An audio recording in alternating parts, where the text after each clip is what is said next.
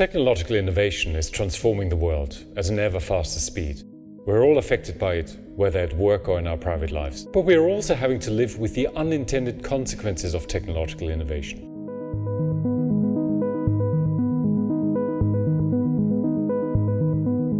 Think of nuclear technology, which provides energy, but can also be a source of harmful radiation.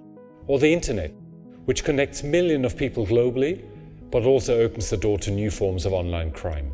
It may seem that technological change is inevitable, like a self-driven process that cannot be controlled or stopped. But new technologies are created by scientists and companies, and every now and then we need to find ways to manage and to regulate the process of technological innovation and change. I grew up at a time when there were no smartphones, and I've witnessed myself just how much our lives have changed thanks to their invention. The first handheld device with smartphone functions came to the market in 1994.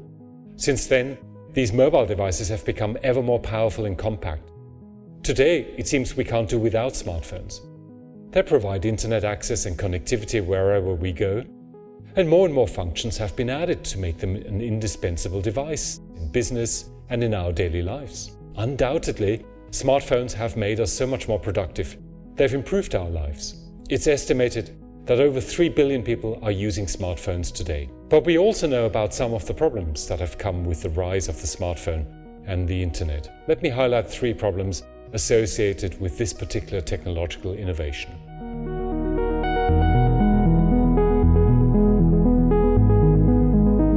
First, smartphones have destroyed many established business sectors. Take digital camera makers. Global sales of photo cameras reached a peak in 2010, 3 years after Apple launched the iPhone. But they've fallen dramatically since. Because smartphones contain ever more sophisticated built-in cameras, consumers don't see the need to buy a separate device. This means that well-run companies have gone out of business and thousands of workers have lost their jobs. Technological change is causing ever more disruption to established businesses. We welcome this as it is a source of progress and innovation. But from a business perspective, we also need to think about how to manage such disruptive trends. Can companies anticipate the next technological disruption? And if they can, what should they do about such threats?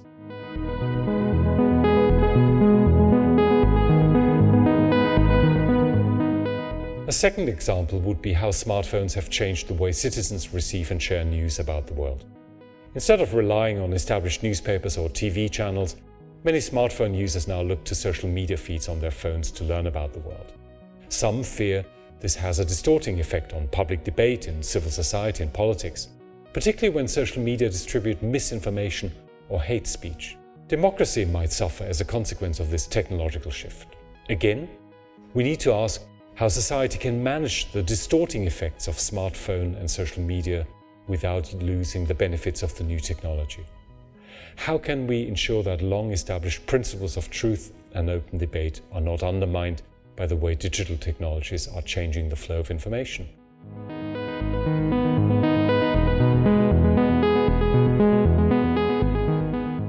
Third, there are rising concerns about the personal data that smartphones store and how this might undermine users' rights to privacy. Most smartphones rely on GPS tracking to record the location of their users. This is useful for those who want to use maps on smartphones for navigation. Also, as we've seen recently, governments may be able to use this information to track infected people during a pandemic. However, not every person wants companies or the government to know about where they have been in recent months, as this might also reveal something about their private lives or about their political orientation. Again, this example raises the question of what individuals and governments can do to protect privacy in the digital age. Careful regulation is needed to determine to what extent and for what purposes mobile tracking technology can be used in smartphones. Governments have the responsibility to set the framework for how such new technologies are to be used.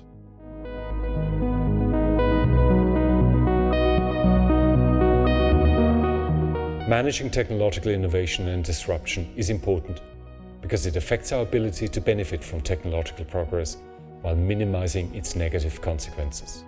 In these 3 examples, we've seen how technological innovation creates new challenges for business, for society, and for governments. Because some new technologies have a highly disruptive effect, we need to think about how to strengthen the resilience of existing business organizations, social structures, and political systems.